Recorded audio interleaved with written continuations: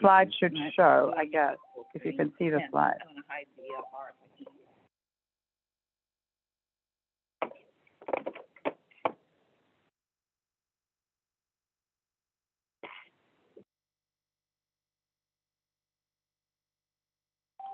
Yeah, it's not working. So we'll just audio check. We have slides and audio, which is... We have slides and audio? That's all we need. Yeah. Okay. All right. I think. We're good? Okay. All right. Good afternoon, everybody, and apologies for the delayed start due to technical glitches and the speaker not being able to find the room, but here we are now. So I guess that's part of the challenges of returning to in-person things. So it's my pleasure today to introduce Dr. Rana McKay, who is an Associate Professor of Medicine and Urology at UCSD and Associate Director of Translational Sciences at Moores Cancer Center. She earned her medical degree at the University of Florida College of Medicine, completed a residency in internal medicine at Johns Hopkins University, and a fellowship in oncology and hematology at the Dana-Farber Cancer Institute. Before joining UCSD Health, Dr. McKay was a medical oncologist at Dana-Farber Brigham and the Women's Cancer Center in Boston, and assistant professor at Harvard Medical School. She specializes in treating people with urogenital cancers, including bladder, kidney, prostate, and testicular cancer, is a member of the American Society of Clinical Oncology and American Association of Cancer Research. Her research interests include the design and implementation of clinical trials to include novel biomarkers and therapeutic outcomes for patients with genitourinary malignancies. I'm not going to go through everything in the interest of time, but her work has appeared in many peer-reviewed publications such as Nature, Lancet, Clinical Cancer Research, and she'll be speaking to us today on advances in renal cell carcinoma, decades of progress. Welcome, Dr. McKay, and glad we kind of have it up and running. So Great. Thank you so much.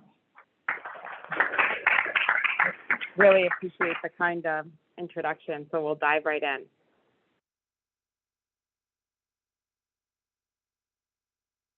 Here we go.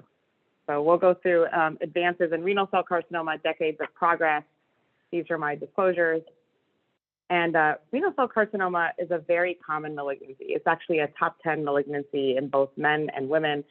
And the global incidence of renal cell carcinoma has actually been increasing over time, about 2% per year over the last 2 decades.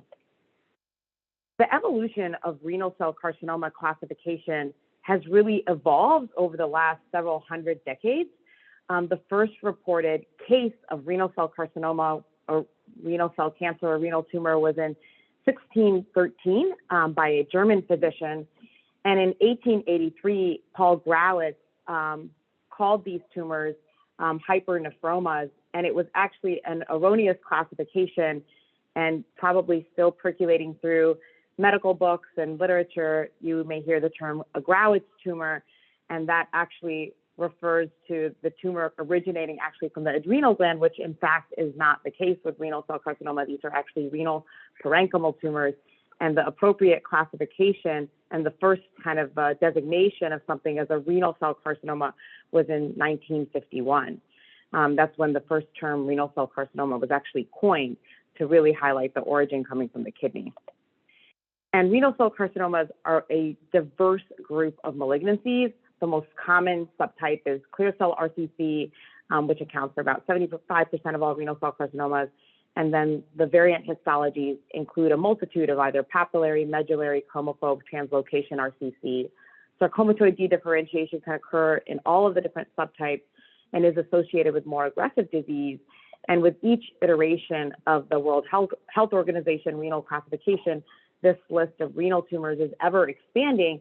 And what's really quite profound is over the last several years, we've actually seen molecularly defined renal cell carcinomas that are delineated here at the bottom half of this table, updated in the most recent 2022 World Health Organization classification. So we're learning more about these tumors, their underlying biology, and what drives their pathogenesis. It's been really quite remarkable watching the treatments evolve for renal cell carcinoma over the last decade. In 1992 and prior to that in the early 90s, we were largely treating these tumors with cytokine-based treatments. Chemotherapy doesn't work for these tumors. And the main reason we treated with cytokine-based therapies was in a very small subset of patients, there appeared to be good evidence of activity. And then we evolved into the targeted therapy era. The immune therapy era kind of began in 2015, and now we're using combination immunotherapies and immune therapies with VEGF inhibitors for the treatment of advanced disease. And we've made tremendous progress over the last several decades. And we'll go through and share the story of how we got to be where we are today. So this investigation about cytokines having activity in renal cell carcinoma are really predicated on several key observations in the clinic. And I think this is a key highlight for me is really a lot of my research questions and, problems really arise from unmet needs within the clinic, questions that we have in caring for our patients, observations that we see within the clinic. And there were several key observations, including the time from nephrectomy to metastasis in some people who had renal cell carcinoma could be years and even decades at some point in time, suggesting that there was some sort of biologic control within the host that was putting a check on the tumor. Resected tumors at the time of nephrectomy were really infiltrated with lymphocytes and immune cells. And there was case reports where there was spontaneous regression of metastases in people that had their primary tumor removed, suggesting that there was some underlying immunologic control within the host of these tumors. And so a series of studies were conducted in the late 1990s and early 2000s that looked at cytokine-based treatments. And what you can see is the response rates are actually quite low, 12%, 14%. This study here with low dose interleukin up to 20%. But what's unique is there's a tail on the curve with these therapies. There's a subset of patients that seem to derive long-term durable benefit from cytokine-based treatment. It was around this time that we actually developed the first risk stratification model for patients with advanced disease. And the reason why that is the outcomes for patients with advanced disease are fairly heterogeneous, and it was a way to sort of better understand that heterogeneity. And the Mozart criteria were developed. They were developed for people that were initiating treatment with cytokine-based therapies, and they utilized some laboratory parameters and clinical parameters to basically stratify patients into favorable, intermediate, and poor risk disease.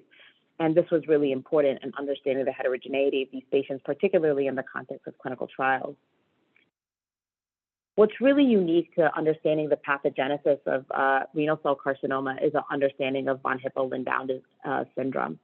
In 1994, von Hippel was the first to describe these sort of angiomas in the eye, and in 1924, Lindau actually described angiomas within the cerebellum and the spine. And in 1936, the term von Hippel-Lindau was first used, but it really didn't enter into routine practice, and the contributions of Lindau were not really acknowledged until the 1970s. But what's unique about this syndrome is that this is an autosomal dominant syndrome. Nearly all patients express the syndrome by age 65, and 2/3 of patients who have this syndrome actually develop renal cell carcinoma. So it actually became a model for studying renal cell carcinoma and understanding the pathogenesis of this disease.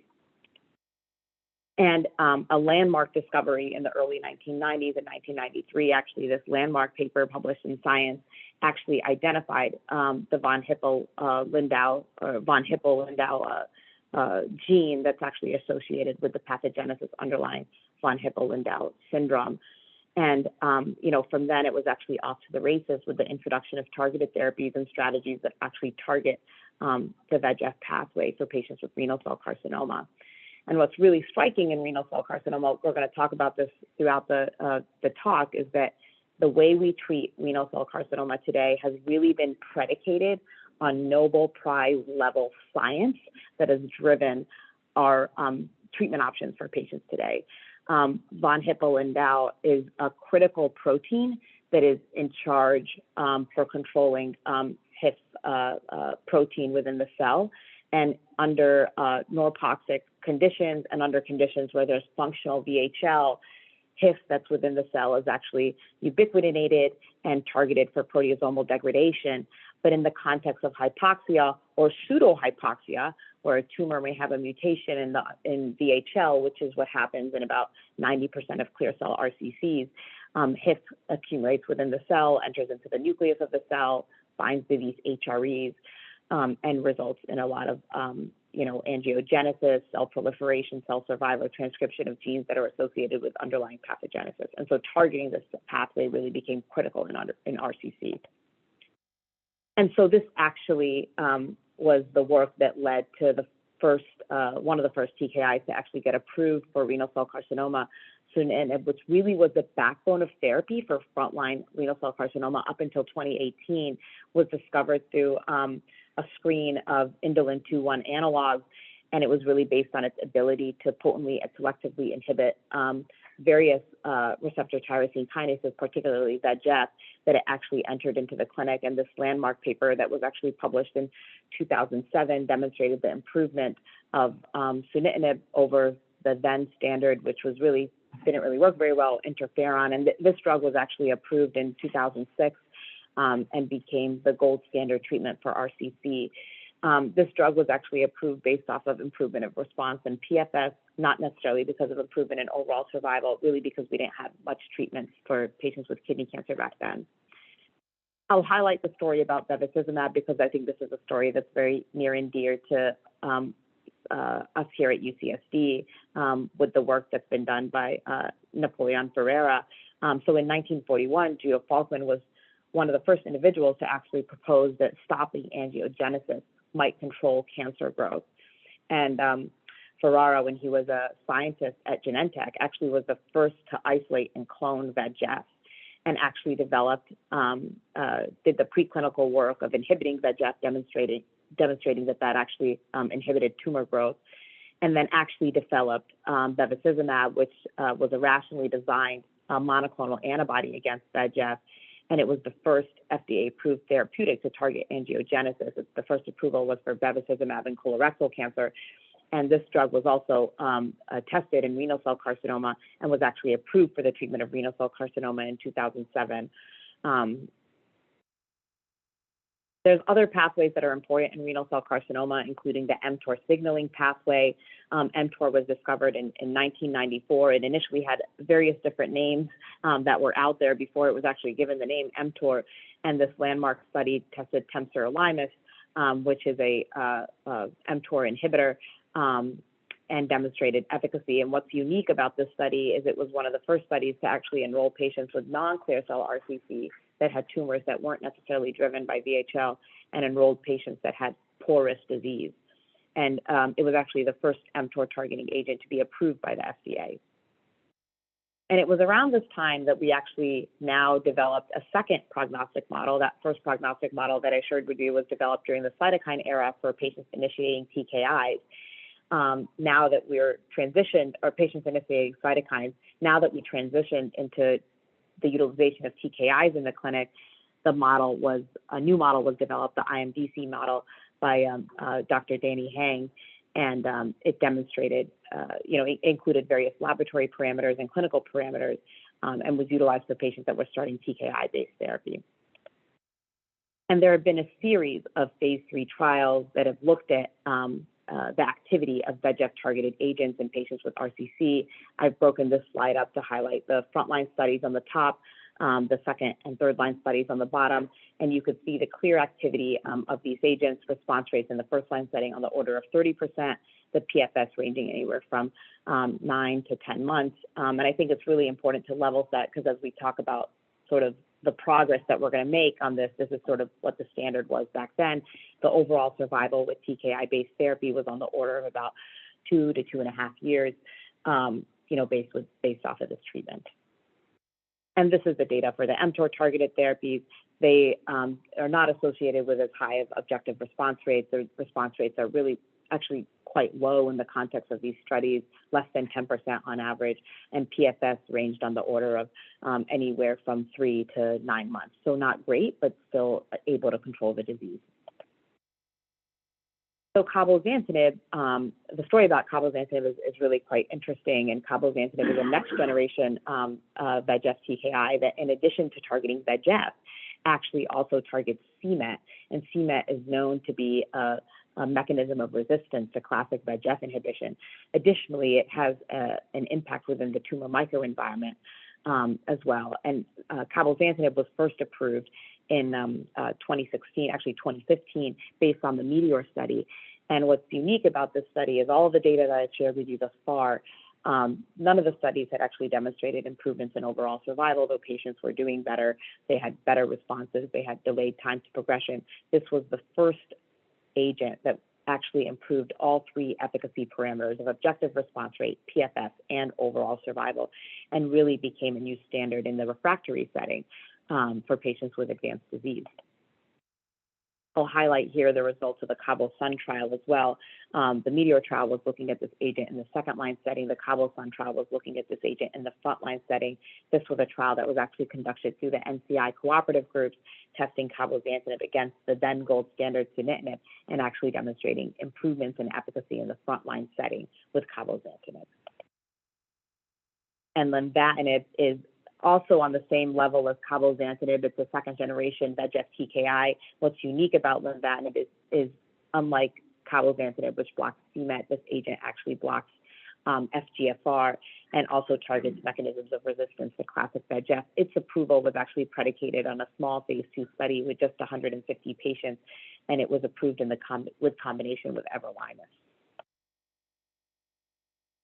So now we're going to transition a little bit. We talked a lot about the cytokine-based treatments. We talked about the VEGF therapies, which really became the standard go-to up until 2019 in the frontline setting. But the discovery of immune checkpoints, I think, is really critical and important to really all oncology and even other, areas of medicine, such as rheumatologic conditions and the toxicities that are associated with immune checkpoint inhibitors have certainly touched across the multiple disciplines within medicine. And, this is the story as it's told in what's, published and available, but certainly there's a lot behind this. In 1987, Burnett actually was the first to discover CTLA-4. And in 1992, Dr. Ono was the first to discover PD-1. And you may or may not have heard the story about James Allison, who actually discovered that CTLA-4 could inhibit T cells. And he was actually the first to coin the theory that actually we could treat cancer by inhibiting the negative inhibition, and actually developed the first monoclonal antibody targeting CTLA-4. He patented that drug, patented and licensed it to Meridex, and actually Meridex launched the first clinical trial with a CTLA-4 monoclonal antibody. In parallel, Gordon Friedman at the Dana-Farber identified the function of PD-1 protein and the ligands that target PD-1. And in 2005, we see Meridex and Ono Pharmaceuticals actually developed an anti-PD-1 antibody. The anti-PD-1 antibody enters into the clinical trials in 2008. And so the PD-1 story is a little bit ahead of the CTLA-4 story. In 2011, we have the first approval of ipilimumab in melanoma, which is a CTLA-4 inhibitor. And in 2014, we have the first approval of nivolumab, which is a PD-1 targeting monoclonal antibody in melanoma. And the discovery of these drugs and their application in the clinic has revolutionized the treatment of renal cell carcinoma. Sure. Of course, yeah. Okay. So these were the initial reports of patients who were treated with these monoclonal antibodies to CTLA-4, PD-1, and PD-L1 blockade. And I distinctly remember these parallel publications in the New England Journal of Medicine in June of 2012, one looking at an anti-PD-1 antibody, one looking at an anti-PD-L1 antibody. These were small studies. These were small phase 1 studies, not a lot of patients enrolled. This isn't your classic phase 3 trial that entered into the New England Journal. And I distinctly remember sitting in Journal Club with Jose Baselga, who actually has recently passed away. He was the director of the Cancer Center at MGH, presenting these two landmark articles and how it really has revolutionized the way we treat patients with, solid tumor and hematologic malignancies, given the profound responses that we're seeing, the complete responses that we're seeing was really pretty dramatic. And so bringing it back to kidney cancer, The first checkpoint inhibitor to be approved for kidney cancer was nivolumab. This was the Checkmate 025 study that tested nivolumab in the refractory setting, so after VEGF inhibition, compared to everolimus, and resulted in a significant improvement in objective responses, improved overall survival, and this agent was approved in 2005, and we see the first introduction of checkpoint inhibitors in the clinic in RCC, in 2015. And what's unique about the immunotherapies, and we'll see more about this later on in the presentation, is that there can also be a tail on the curve with therapy.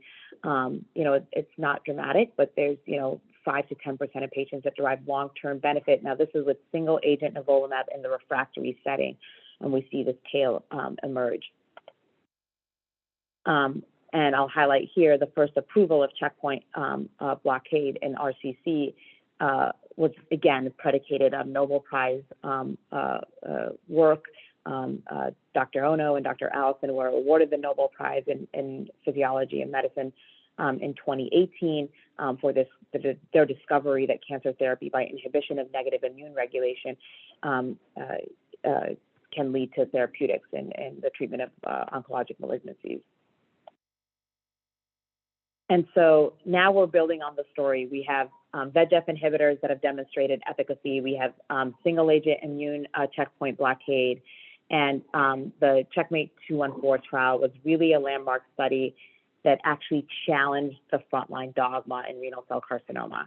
So the historic frontline dogma, the frontline treatment was treating with single-agent VEGF inhibition. This was the first study to look at a different approach, to look at combination immunotherapy strategies for patients with RCC. Patients with intermediate and poor risk disease were randomized to receive nivo-ipi versus sunitinib, and this was a positive trial resulting in an improvement in overall survival and objective response rates for patients that received this therapy.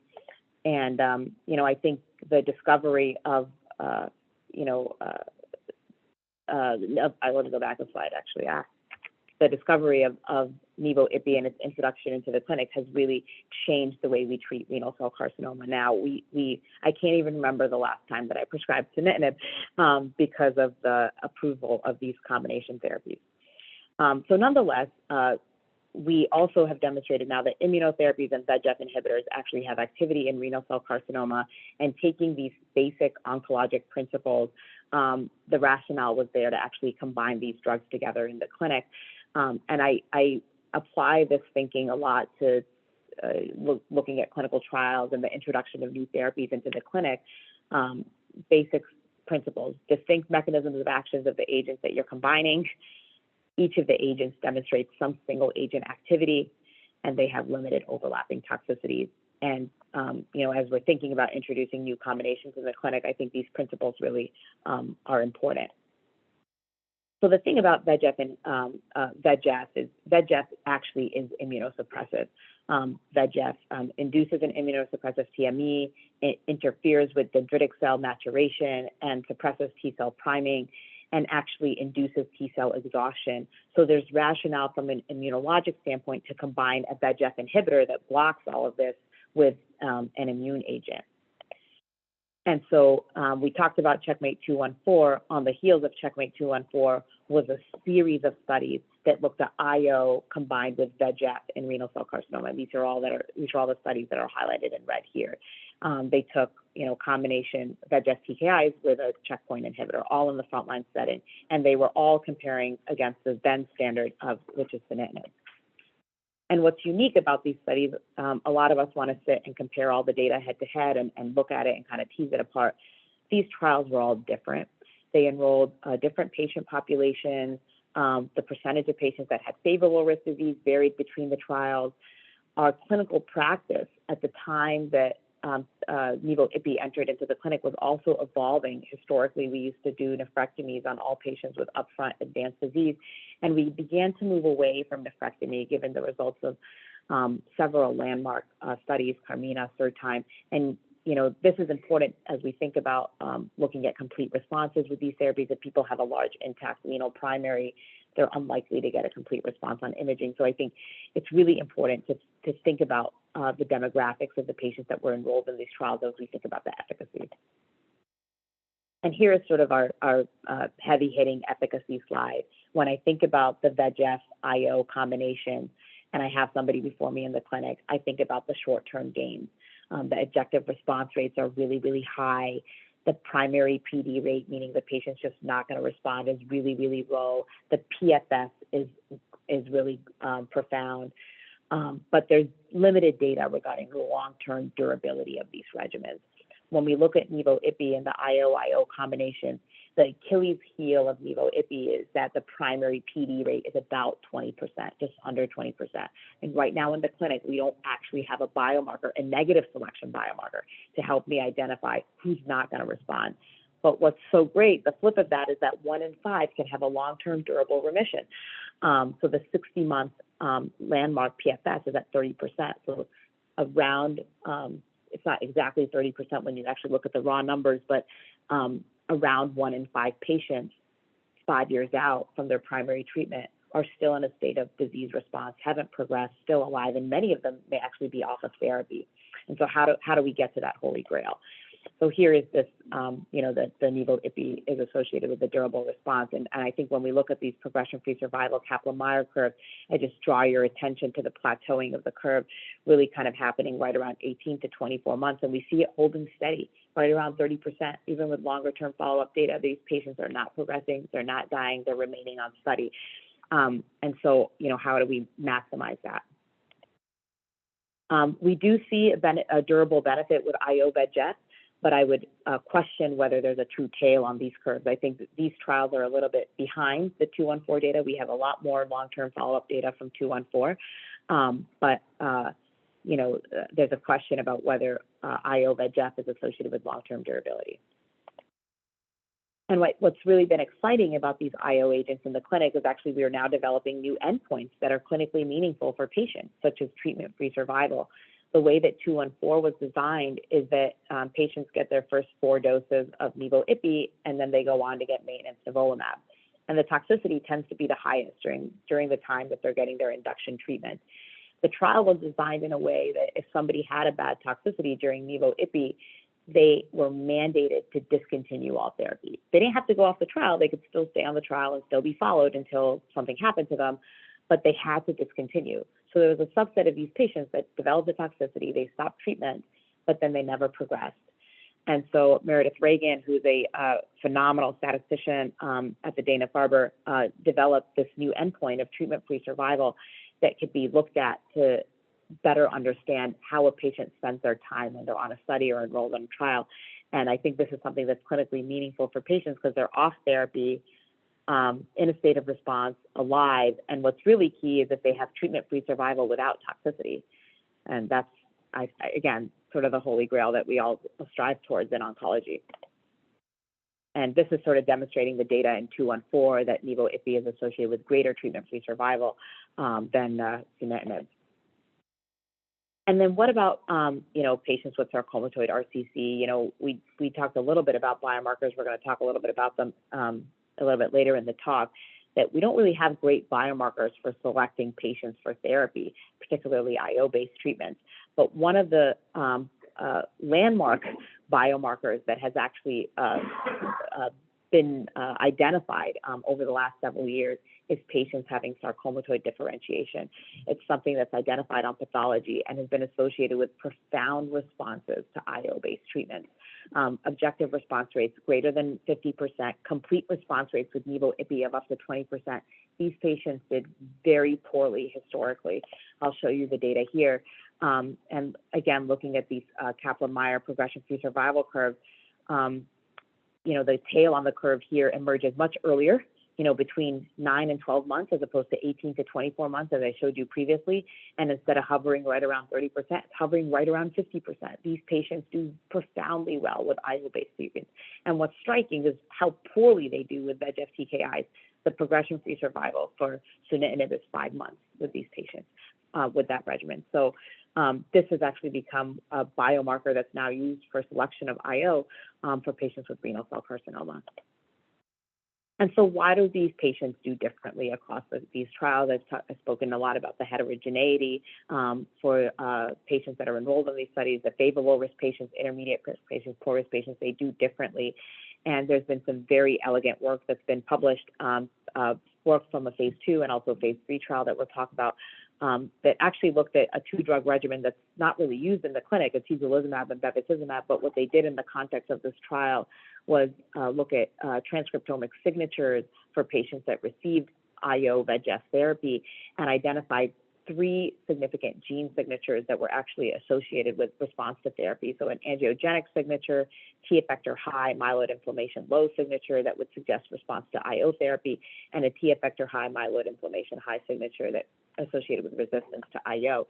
And what's striking is the favorable risk patients seem to have a more angiogenic signature, the poor risk patients seem to have a more T effector high signature, and these signatures do associate with response to a pure IO regimen, pure VEGF regimen, or a combination regimen.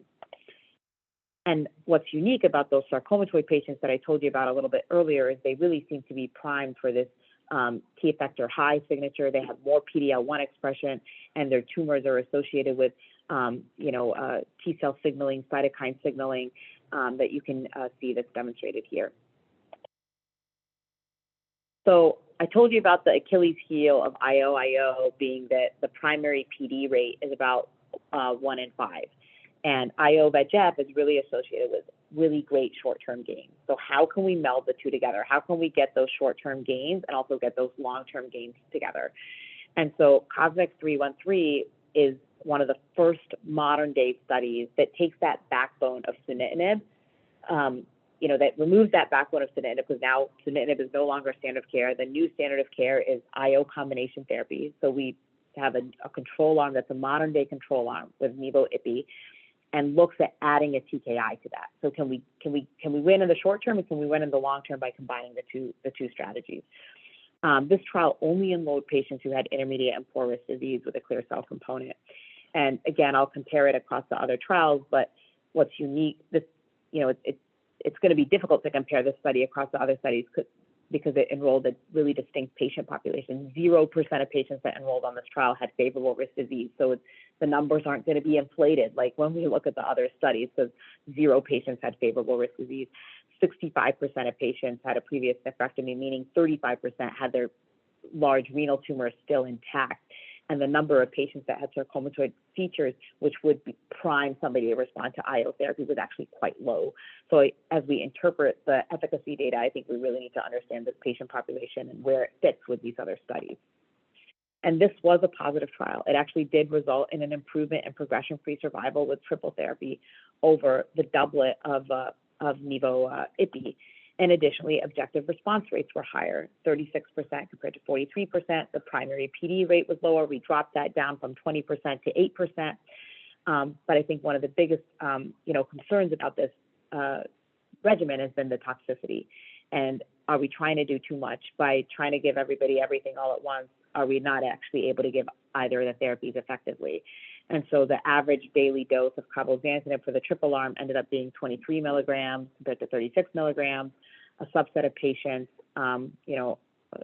just over 40% of patients actually didn't end up receiving all 4 doses of IPI. I don't think I have the tox data in here. So a lot of the tox was due to LFT tox and colitis tox.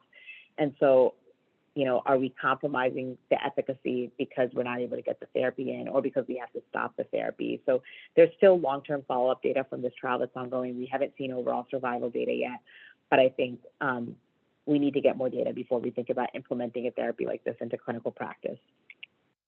There are other triplet combinations that are being looked at. This is a Merck 012 study that's taking the backbone instead of nivo-ipi. It's taking the backbone of len-pem, which is IO VEGF, and building upon that.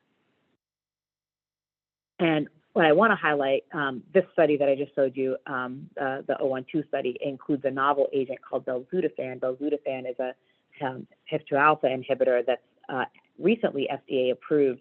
And the story about belzutifan is also quite interesting, because this really is building on the work of Bill Kalin and others that led to the Nobel Prize in 2019. So in 1997, HIF-2 alpha was actually identified at UT Southwestern, and in 2003, they actually identified a pocket within the protein that could be used for therapeutic targeting. And in 2010, Peloton Therapeutics actually identified an agent that actually could bind to that pocket and began to test that agent in humans. In 2018, we see the first published data of the HIF-2 alpha inhibitor clinically. In 2019, Peloton's actually acquired by Merck. They run their large phase 3 trial. I shouldn't say phase 3, it's actually a large phase 2 study in patients who have VHL disease. And in 2021, we see the first approval of a HIF-2 alpha inhibitor, belzutifan, for VHL syndrome. And you can see the waterfall plots there. It's associated with dramatic efficacy. There's no disease progression on this. Everybody has a decline on this waterfall plot. And the kinetics of this drug are really quite interesting because the time to response can sometimes be 8 to 9 months after treatment is initiated. There are other studies that are building on the IO backbone. We have this excellent study that's being conducted through the cooperative groups that's looking at not to say triple therapy, it's an adaptive study that's looking at IO-IO and IO-VEGF together. So we give everybody their nivo-ipi up front, and then those people that don't have a complete response and aren't progressing, randomizing them to get the nivo-cabo, so integrating the cabo later on, not necessarily up front, associated with all the toxicity that we saw from 313. So I think this is going to be a really important study in the field. And there are other studies that are actually also looking at targeting the renal primary and renal cell carcinoma and the introduction of radiation therapy in renal cell carcinoma. I think when I was in medical school, the dogma was kidney cancers don't respond to radiation therapy. They're radio-resistant tumors. They don't respond. This trial is looking at radiating the renal primary in patients that are receiving immunotherapy. But what's been, where that dogma comes from is there was a study that was conducted with 290 plus human cell lines, normal tissue, abnormal tissue. They kind of put all the cell lines on a list, whatever, and radiated them with various doses of radiation. And what was the most resistant on that list was renal cell carcinoma. So this is where this dogma comes from, that renal cell carcinoma is radio resistant. And this is when you're really looking at 0.6 to 4 gray of radiation. But actually, the development of SBRT, or stereotactic body radiation, which allows for more highly focused radiation, more intense dosing of radiation to be concentrated to the tumor, limiting toxicity to the surrounding area, has actually allowed us to effectively treat renal cell carcinoma. And you can see that actually when you increase the gray per fraction, you get tremendous cell kill. And so I would argue that RCC in the modern era is actually not radio resistant. It's very radio sensitive. It's just a matter of how much gray you can get to that tumor. There are other trials that are looking at targeting the renal primary, doing either surgery on the renal primary, or the cytoshrink is also doing radiation as well. And this is building on that historic dogma of like cutting out the kidney made people live longer. This was in the 1990s. So kind of how do we do this in the modern era? And this is sort of the data there about the evolving role of cytoreductive nephrectomy.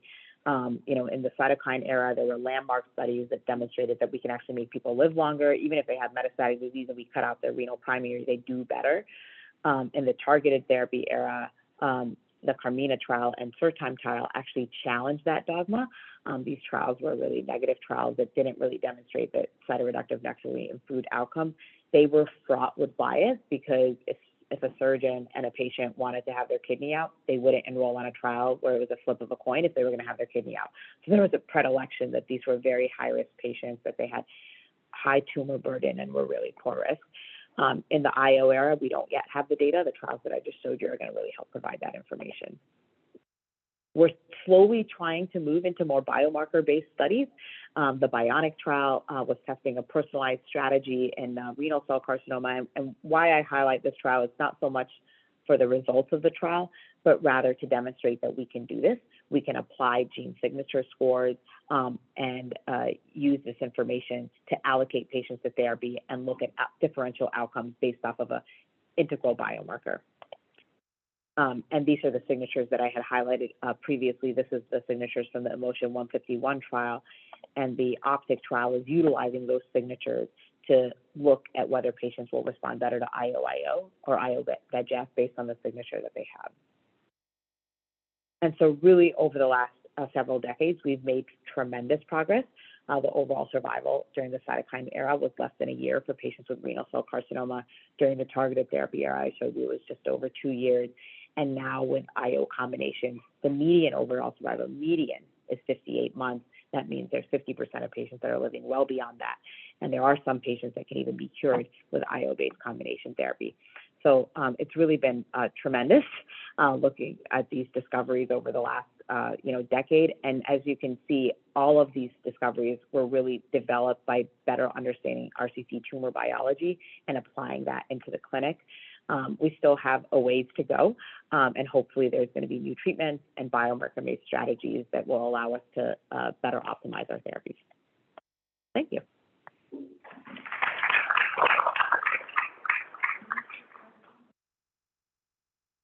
Well, let's see. There are some questions here in the chat. No questions. It's just the CME stuff. Okay. So, well, if it's a chair, you can hear. Okay, so thank you for a really wonderful, wonderful overview, and what a story. I mean, it's just kind of amazing. It's amazing. So, Dr. Mandel. I think you might want to.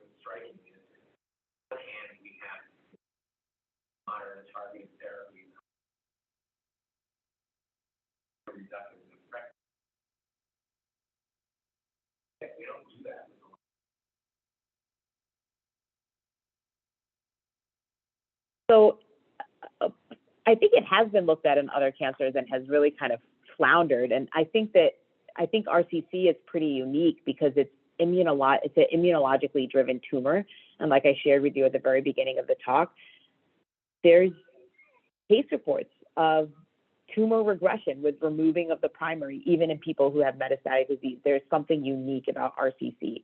I think in the modern era, how we're applying cytoreductive nephrectomy is actually starting people on their systemic therapy, proving to ourselves that they're actually going to have their disease in check, and then cytoreducing them later, or converting those patients. Like, I've certainly had patients where they have some low volume lung metastases, have a large renal primary. We start them on therapy, their lung mets go away, they're left with a renal primary, we resect it. And Erin knows this from our research meetings. We actually have a cohort of patients who have no tumor left behind after they're resected. From our data set, it's just around 10% from patients who underwent delayed cytoreductive nephrectomy. It's a really biased cohort because we're selecting the best of the best, and we're selecting the people that underwent surgery. But I think it highlights really the tremendous role of IO therapy for this disease.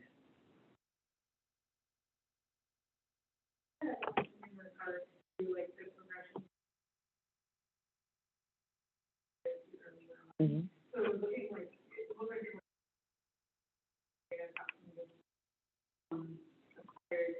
How long it took before the progress. So I was just wondering if there was progression-free survival and no longer had toxicity. Progress on treatment and if there was any probably stopped earlier, actually continue. I guess I'm trying to say, would you stop therapy without pushing people with stopping therapy? There's kind of one. If they don't really have. Can you repeat the question? Yeah, so I think that the question is, if I understand it, is how do you interpret that treatment-free survival data? How do you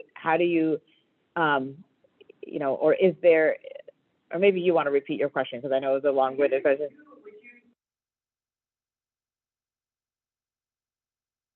Actually start saying that people can be stopped on therapy. Yeah. So the question is about stopping therapy early so people don't continue to incur the tox. So a couple things to step back. I think if patients are having grade 3 or higher tox or persistent grade 2 tox, we're going to stop their therapy. They're not going to stay. We're not going to keep them on therapy when they're having toxicity. So they're going to, that treatment-free survival without toxicity, those are patients who had their therapy, discontinued, either the toxicity resolved or a subset of patients had continued toxicity. There's some data that actually suggests that patients who have persistent IO tox or develop IO tox are actually more primed to have better responses because those tumors, those hosts are immunologically like stimulated, if you will. And so there's actually been data or studies that have looked at patients who develop an immune-related adverse event, tox, compared to outcomes of patients who don't develop an immune-related adverse event. And there's a suggestion that people who develop an immune-related adverse event actually do better from a survival standpoint and kidney control standpoint than not. In the clinic, if somebody has a toxicity that's persistent grade 2 or grade 3, we stop therapy and we monitor and treat. I don't know if that answered your question. Okay. Okay. Really cool story. In a world where biomarker-driven therapy, the other cancers, like where we're going, lagging a little behind in just like biomarkers, really.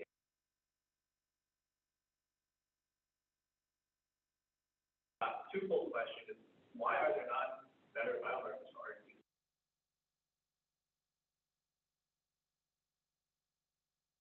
And two, how are you in practice selecting therapies? Are you just doing the or is it Yeah. So I think very, very good. Yeah, the question is, why have biomarkers why don't we have any selection biomarkers in RCC? Why have they kind of failed us? And what do we do in the clinic to help us select a given regimen? And I think there's a lot of reason for that. I think biomarker validation is hard to do. Even from where are you getting the specimen from? Are you using archival tissue from a nephrectomy that happened 10 years ago? Are you getting fresh specimens now? The validation, the Emotion 151 data looked really excellent when those transcriptomic signatures were applied to different trial data sets. They didn't really perform as well as they did within the context of the trial. So I think it's been very difficult. Like even the PD-L1 story, on one of the graphs I showed you, or one of the tables, across all the phase 3 trials that included IO, there was a different assay utilized to define PD-L1 positivity. The PD-L1 positivity rate ranged from 25% to 65%, depending on the assay that was utilized, how they defined it, how they scored it. So I think biomarker development is really hard. It's not to say that it shouldn't be done and we shouldn't be striving towards that.